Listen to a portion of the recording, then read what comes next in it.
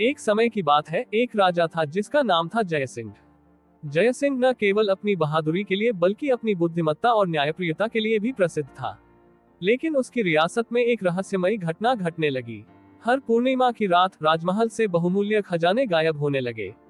राजा को इस बात की चिंता होने लगी कि अगर यह सिलसिला यूं ही चलता रहा तो राज्य की संपत्ति पूरी तरह से खत्म हो जाएगी।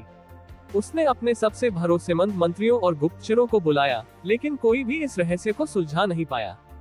फिर एक दिन राजा ने खुद ही इस रहस्य का पता लगाने का निर्णय लिया। वह रात के समय राजमहल के खजाने के कमरे में छिप गया। जैसे ही आधी रात हुई, उसने देखा कि एक अजीब सी धुंध कमरे में फैलने लगी, और तभी उस धुंध के बीच से एक परछाई उभरी। राजा ने धीरे से अपनी तलवार निकाली और उस परछाई के पास जाने की कोशिश की, लेकिन जैसे ही राजा करीब पहुंचा, वह परछाई अचानक गायब हो गई और खजाने का एक हिस्सा भी साथ में गायब हो गया। राजा हक्का बक्का रह गया। उसने तुरंत अपनी बुद्धि का उपयोग किया और उस धुंध को ध्यान से देखा। उसे महसूस हुआ कि वह धुंध कोई सामान्य धुंध नहीं, बल्कि एक जादुई शक्ति थी। अगले दिन राजा ने राज्य के सबसे बड़े तांत्रिक को बुलाया। तांत्रिक ने राजा को बताया कि यह जादू किसी पुराने शत्रु का है, जो राजा से बदला लेना चाहता है। तांत्रिक ने राजा को एक विशेष मंत्र और ताबीज दिया और कहा कि अगली पूर्णिमा की रात उसे वही करना होगा जो वह बताएगा। फिर से पूर्णिमा की रात आई। राजा ने तांत्रिक के कहे अनुसार मंत्र पढ़ा और ताबीज को खजाने के कमरे में रखा। जैसे ही धुंध आई, तांत्रिक ने एक विशेष अनुष्ठान किया और अचानक से वह परछाई प्रकट हो गई। परछाई कोई और नहीं, बल्कि राजा का एक पुराना मित्र था जिसे सब मृत समझ चुके थे। वह मित्र किसी कारणवश राजा से नाराज होकर यह सब कर रहा था। जब राजा ने अपने मित्र को देखा तो उसे विश्वास नहीं हुआ। राजा ने उसके साथ बातचीत की और जाना कि उसका मित्र खुद किसी बड़े षड्यंत्र का शिकार हुआ था। अंततः राजा ने अपने मित्र को समझाया और उसे माफ कर दिया। मित्र ने भी राजा से माफी मांगी और उसे उसका खोया खजाना वापस कर दिया। राजा जयसिंह और उसके मित्र की कहानी ने पूरे राज्य में सनसनी फैला दी। लेकिन इस रहस्य का पता चलने के बाद भी कई सवालों के जवाब अधूरे थे। राजा के मन में शंका बनी रही कि उसका मित्र आखिर क्यों इस तरह की चालें चल रहा था। राजा ने फैसला किया कि उसे इस रहस्य को और गहराई से जानने की जरूरत है। राजा ने अपने मित्र से गहन बातचीत की।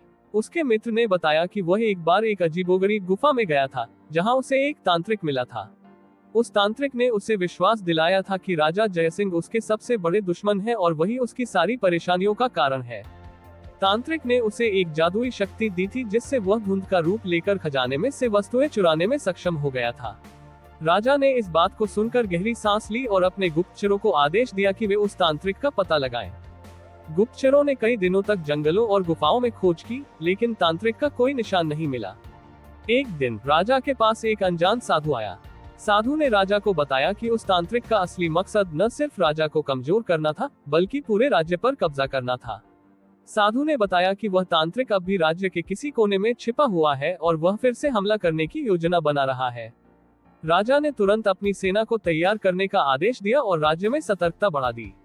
कुछ ही दिनों बाद राज्य में अचानक से अजीब घटनाएं होने लगी।